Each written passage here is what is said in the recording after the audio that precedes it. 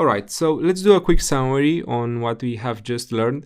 We know that we want to clean the code as often as possible when we finish a feature, when we are done with some classes, with an update, or we just want to commit some files. It doesn't really matter when, just have to do it consistently. So we want to reformat the code and remove unused imports from our code. And we can do this with the shortcuts that I have told you about. It's really easy, and basically the IDE does this for you automatically.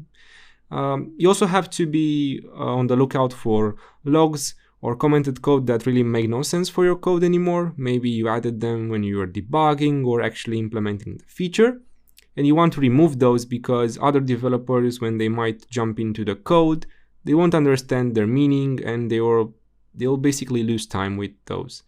You also have to be on the lookout for any classes, methods, or variables that have poor naming, that were either from the beginning named like that, or maybe you refactored the code, you extracted some stuff, and their naming kind of lost any kind of meaning. You want to be on the lookout for this just to make sure that your variables are always suggestive in their naming, and this basically helps a lot any other developer that jumps into the code so he can understand better what's happening.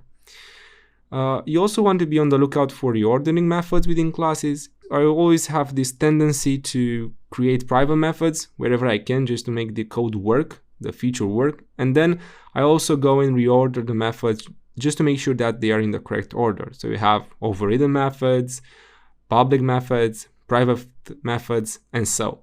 Just have to make sure that they are consistent because they will actually help other developers understand better what's going on in the classes, because they are going to get used to a pattern, and that pattern you kind of impose yourself. We are going to talk a bit more about this in a special lesson, but the overall picture of this lesson is to create a habit out of cleaning your code, to make sure that you do this every time you feel the need to, and this will drastically improve the quality of your code. It will make it much cleaner, and with a very little investment, maybe a couple of minutes a day, you can really improve the quality of your code and your projects, and this will help you. It will make the code much cleaner.